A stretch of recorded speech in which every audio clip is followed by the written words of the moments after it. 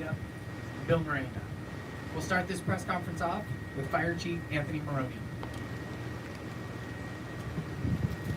So good evening.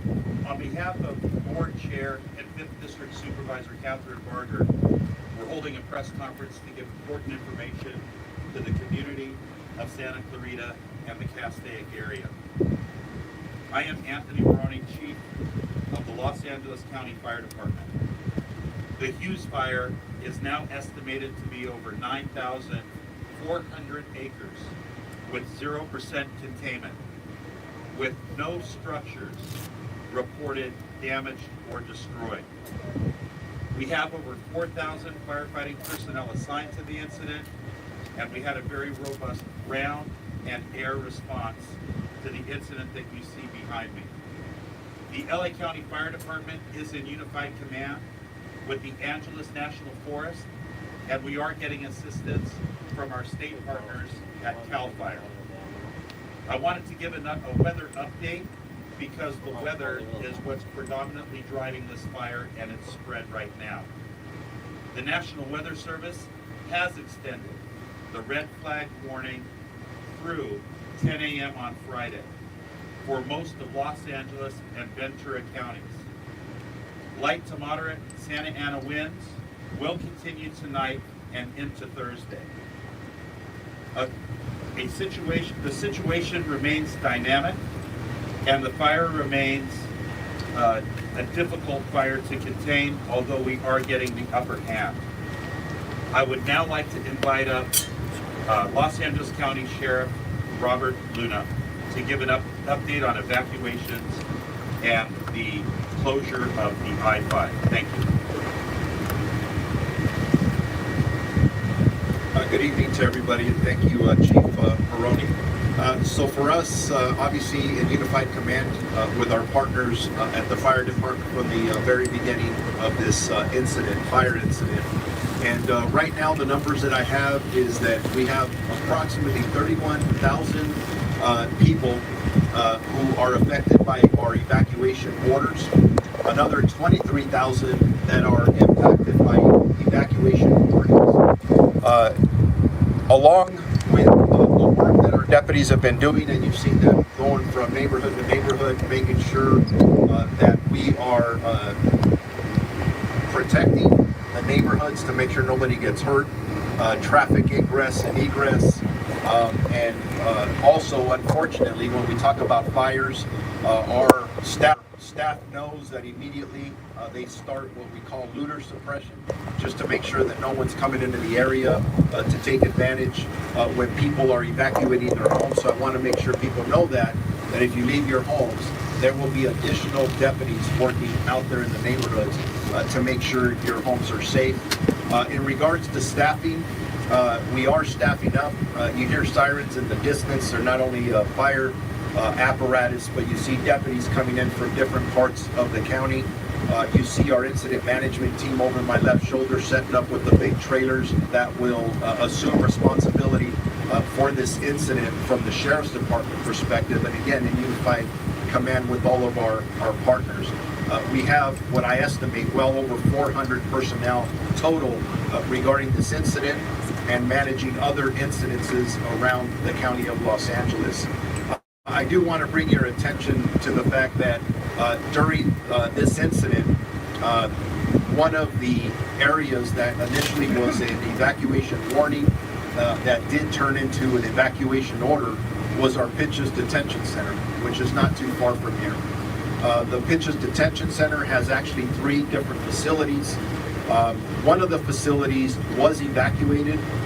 In discussing this with our partners from the fire department who are experts in this area, they recommended and we agreed that the one facility, PD South, would be evacuated. That had approximately 476 inmates. We moved those inmates to another facility on the campus. The other 2 campuses are structured much better than the one that we evacuated from. But total on the entire campus, we have approximately 4,500 inmates, a little over that. We do have a plan in place in case the fire conditions, our fire partners would advise if it gets worse, whether it's wind, whatever that may be, a plan in place to evacuate the rest of the inmates on the entire facility if we absolutely had to. Other than that, it's a newer incident and it's evolving. It's going to change. We're ready for just about anything, which, by the way, includes being prepared for any other incident that would break, God forbid, anywhere in the county of Los Angeles. I do want to report that the 5 freeway has been closed, but I'm told that after this press conference, for a variety of reasons, we will reopen the freeway so that people can go back and forth. Again, I do want to reiterate that if you do not live in this area and you're following the smoke, you want to go see what the firefighters are doing, turn on the television set. Do not drive into these areas. You are impacting the ingress and egress of emergency vehicles. We don't need more traffic. We want less traffic. We don't want you walking around in the impacted areas to impact the community members who live here. And with that, I'm going to introduce Chief Robert Garcia from the U.S. Forest Service. Good evening. Just want to first say thank you to Sheriff Luna and Fire Chief Maroney, Director Joe Tyler for the partnership. This incident started out in the early part of the day, as Chief Maroney indicated, and this was in a mutual threat zone, so Los Angeles County Fire Department, the Angeles National Forest entered into unified command right away. And I also want to say that how extremely proud I am of the way our responders moved into this area and established command and really established some incident objectives working together. The conditions that we're under aren't as severe as what we've been facing over the last week or two. But what you saw today is indicative of the conditions that we're in terms of the vegetation. So although we're not under a particularly dangerous situation in terms of the wind, our wildland fire condition is critical. Absent wind, the fire is going to move through the vegetation like you saw today with a slope and chasing fuel.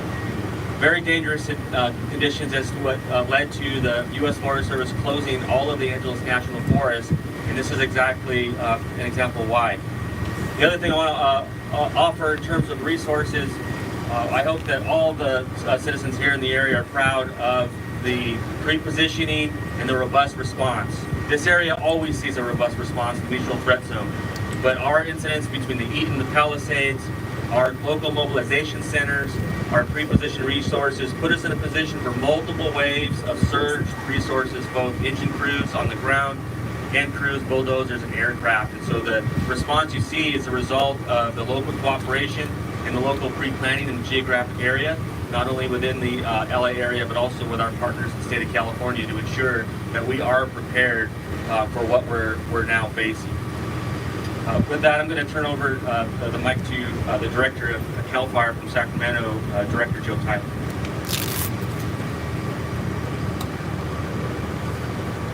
Good evening, everyone. My name is Joe Tyler. I'm the Director and Fire Chief of CAL FIRE. Normally, my office is located in Sacramento, but I have found the need over the last 2 weeks to spend my time here in the greater Los Angeles area. We have been impacted significantly over the last 2 weeks, as we all know, related to the Palisades fire, the Eaton fire, the Hearst fire, the Lydia fire. And as we continue through these weather conditions, we recognize that it's not over yet. We recognize that we still have a couple of days to go. So the state of California brings its full force of the women and men of CAL FIRE, supporting the Los Angeles County Fire Department, our local fire agencies, the Angeles National Forest and the Forest Service abroad, as well as our law enforcement partners who are doing so much to respond to all of these emergencies together. Cal OES has utilized funds to bring together pre-positioned resources across Southern California, and the California National Guard has located aircraft, both rotor wing helicopters and fixed wings, mobile or modular MAFS units to be able to supplement the air tankers that we have here available locally. This fire had a robust response today. And as you can see behind us, the responders are doing great work to try to contain this fire. Certainly, we're not out of the woods yet. It is important to take heed and caution and follow the directions of local law enforcement, your first responders, as they are asking you to evacuate the area. Doing that will allow our fire resources to be able to conduct perimeter control and extinguish the flaming front of this fire. Many times we find ourselves trying to rescue evacuees, but today the community heeded that lesson and many evacuated the area, allowing them to fight the fire. We will continue to be here to support, not only now, but as we move into the next phase with the potential of rains coming forward and trying to mitigate the landscape to avoid debris flows and flooding. We will be here for you. I want to take the opportunity now to invite the Mayor of Santa Clarita, Bill Miranda, to the podium.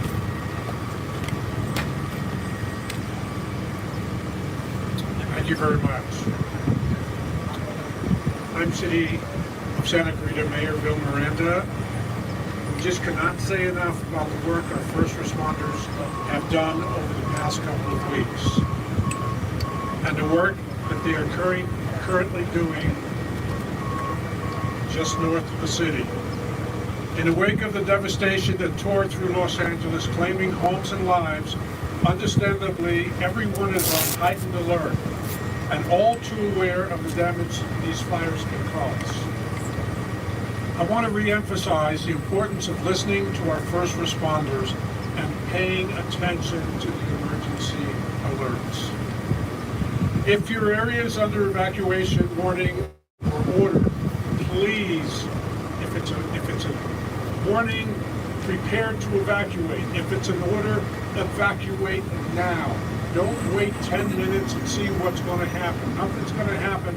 Nothing's going to change in 10 minutes. We want you to evacuate now. Do not hesitate. Do not stay. Grab the necessary items and leave as quickly as you can. And when we mention grab the necessary items, we're talking about critical papers or critical medicine that you may need. We're not talking about packing a suitcase. We're talking about packing a backpack. We can imagine the stress and extreme conditions our first responders have been under during this unprecedented time. Do your part to help them. And the best way you can do that is to evacuate.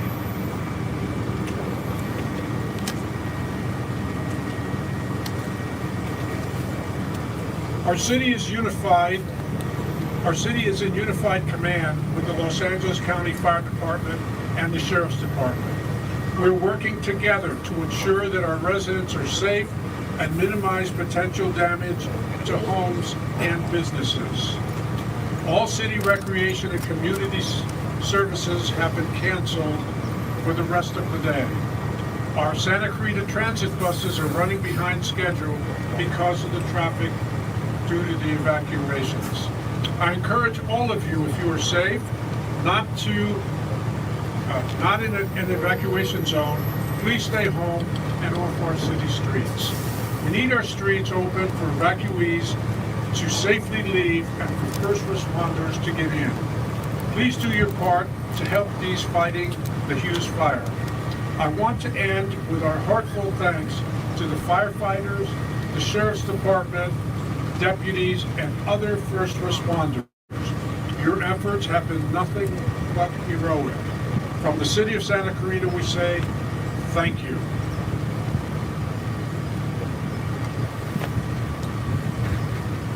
Thank you, Mayor. Now we're going to do question and answer with the media, and after we are finished with this, we will have breakout sessions and we will provide Spanish interviews as well. First question.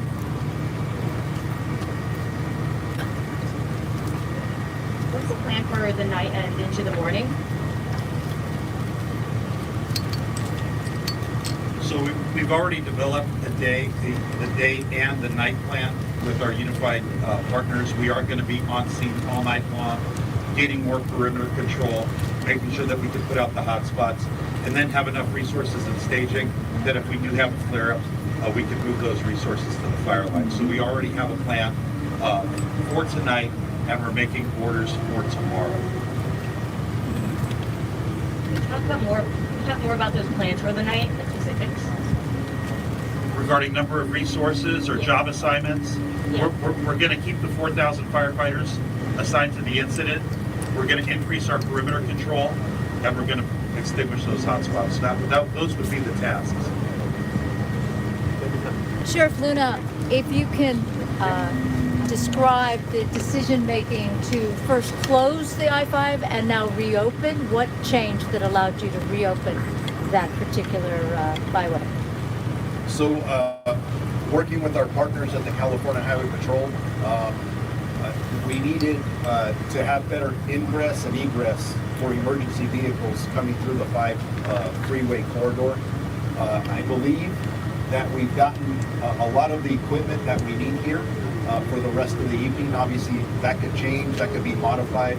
So we want to give the 5 back to our community so they can get through here as safely and as efficiently as they possibly can. And is there anything on the way of Interstate 5 that puts those drivers at risk at all, or are you concerned at all about what the traffic will look like? Always concerned about hazards coming in and out, north and south. As far as I know now, we don't see any hazards, but the winds are what they are. I'm not a fire expert, but we listen to our fire experts, and if the winds shift, fire behavior does whatever it does, and if at any time we believe that our community may be in peril because of that wind or fire behavior, we'll close it again. I say we'll close it again. It's our partners at the California Highway Patrol who usually do that. They do an excellent job with that. Great, thank you. Amanda Starantino, KCAL. Chief Brody, I have 2 questions. A lot of people are on edge after the last couple of weeks what we've seen happen in Albertina and the Palisades. How did this fire here, the Hughes Fire, compare to what we've seen the last couple of weeks? Well, I think that we've all been on edge over the last 16 days, and we've had numerous fires start throughout Los Angeles County. The response to this fire between the Angeles National Forest and the LA County resources, in addition to the state resources that were pre-deployed, we had 2 strike teams in the Santa Clarita area. We were able to amass a lot of fire resources early on to change what this fire looks like. Just 3 or 4 hours ago, the smoke was laying across the 5 freeway. That's what necessitated its shutdown, because there could have been accidents, but also the ability to fight the fire from the air. The winds were strong, but they were not those 70, 80, 90 mile an hour winds that we experienced on Tuesday the 7th. We had a very robust, like Director Tyler spoke, a robust helicopter and fixed wing retardant response to this incident. We were able to put in tens of thousands of gallons of retardant on the south side of the fire because the fire was moving to the southwest. It was really the aircraft in addition to all of those ground resources which allowed us to get the upper hand. Because had you been here a few hours ago, the situation looked much different, and it certainly looked much more threatening. And Chief Brody, what are the biggest challenges heading into the night? Well, into the night, it's going to be making sure that we can rest our crews that have been out there since 10:42 this morning, making sure we can feed them. Firefighting is dirty and dangerous work, but we got to rotate our crews through so we can have, a lot of production and efficiency throughout the night. We're going to take advantage of the lower temperatures and hopefully the reduced wind speeds and the higher humidities to try to get an upper hand. Okay, thank you. And Sheriff Luna, this is for you. With the 5 reopening, will there still be no access to those neighborhoods now that people will be driving up and down those roads and getting on that? Parker, Lake Hughes, Hasley, all those evacuation order areas, just because the 5's open, is that still going to be locked down? We're assessing that now to make sure, but we'll have a lot of presence. If you are coming into the area, be ready to be challenged, meaning in a polite way, to find out if you actually live here. Be ready to show identification. because we want to make sure that we're limiting the people who are coming in and out, and it's people who actually belong here. I guess this question might be to you, Sheriff, since you guys handled evacuations, Director KNX News. When it comes to the idea of evacuation, some people are stubborn, they don't want to go. Have you seen a change in attitude with this fire and now? Because of the terrible devastation, the death toll, in fact, people are panicked because of the Eaton fire and the Palisades fire. I haven't received that assessment yet, but I will in the next couple of hours to see how we did on this one. Our deputy sheriffs do amazing work. And yes, whether it was the Palisades fire in Malibu Lost Hills for us, and the Eaton fire in Altadena, our deputies' jobs are very difficult. There are times where people challenge them, they get evacuation orders, and they refuse to leave. They think that they're going to be okay. I know I told the story earlier of a situation in the Altadena area where we were directing people to evacuate, and they refused to, and the deputy felt that they were in such danger that he actually threatened them with arrest. There was an argument between a wife and a husband, wife saying, hey, we should listen. They listened, they left, and they are now crediting the deputy sheriff for saving their life because that house and neighborhood completely burned down. Those are the challenges that we face, but you've heard it here over and over, and really the message is simple. If there's an evacuation order, please leave. Do not put your life at risk. Do not put the life of first responders at risk. It's not worth it. And I'm even pushing it that if you're in an evacuation warning, you should also leave. Gather your most important items, medicines, important paperwork, pets, chargers for your phone, and get out of the area. Don't sit there and argue. It is not worth it. Camilla Rivaldi with NBC4. My question is for Fire Chief Maroney. You talked about some of the wind conditions and the plan going into the evening hours and tomorrow. At this point, are there any additional concerns that you have in battling this fire? No additional concerns. You know, the situation that we're in today is much different than the situation we were in 16 days ago. We have so many resources from Northern California, from the Western United States, international resources, aircraft resources, the number of helicopters and fixed wing retardant tankers that are available to us really allow us to attack a fire like this and have it laid down right as we reach nightfall. It was a monumental work from the firefighters that were on scene, our law enforcement, our sheriff's deputies, the CHP. They did great work today, and it was a good example of what we can do when we have enough people and when we have enough aircraft. David Gonzalez with ABC7. Chief Maroney, and open this up to Garcia and Tyler as well. Just, you mentioned the importance of giving your fire crews a break. It's been 2 very tough weeks for your fire crews. How's the morale of your firefighters? It seems that this fire popped up and the first thing people thought of is, here we go again. How are your fire crews doing? And just how do you tackle this to keep them motivated? Yeah, their morale is excellent. And firefighters and sheriff's deputies, they never give up. And they're ready to keep doing it until the weather changes. We do have rain that's predicted for this weekend. It was light to moderate. I think it's being bumped up to moderate. It's hard to believe that we might have rain Saturday, Sunday, and Monday when we have fire weather on Wednesday. The firefighters have all banded together along with their law enforcement brothers and sisters, and they're out there. They've been on the line since January 7th, that Tuesday. Many of my LA County firefighters worked 9 days in a row before their first day off. That's 9 24-hour shifts in a row. They left their families, they missed important engagements, they missed birthdays to protect the residents of LA County. And that's what LA County firefighters do, and they're just like the other firefighters that Chief Garcia represents, or that Director Joe Tyler represents, or the deputies and the law enforcement officers that Sheriff Luna represents. They're tireless, they're driven, and they've done an amazing job over the last 16 days. So proud of them and the work that they've done. Chief Maroney, a question about the teams that have come in from out of state, out of the country, et cetera. You mentioned that made the difference here on this first day of the Hughes Fire. How long will we have access to those teams? There are people in this community and in the city worried that people are just starting fires in order to make things. Yeah. No, all of the additional resources that came into LA County have certainly assisted us. I don't have a timeline on when they're going to demo and go back to their states or to their countries, or when the aircraft are going to return to their home bases.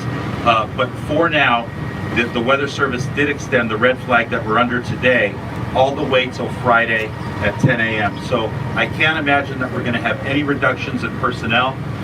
The teams that the National Incident Management Team from the Federal Forest, that the Federal Forest Service brought down to help us manage the Eaton Fire, and the 2 or 3 teams that Director Tyler brought down from CAL FIRE, those incident management teams, they're still in the area. They're not going home because the threat hasn't been completely abated. It's really going to be weather driven, and the climate is certainly changing because it's January. And we've had numerous fires over the last 2-week period. Hi, Jade Avashan, KHDS Radio. Will Park High School remain the evacuation center? We know it's already changed once, so there is some concern about that.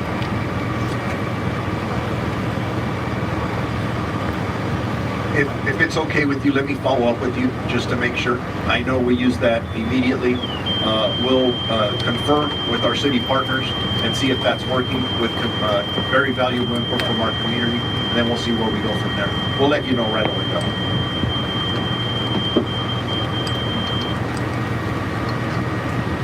Okay, that concludes the question and answer portion of this press conference. We will break out. There's PIOs from Los Angeles County, Andrews National will be around to answer your questions. Thank you all for coming.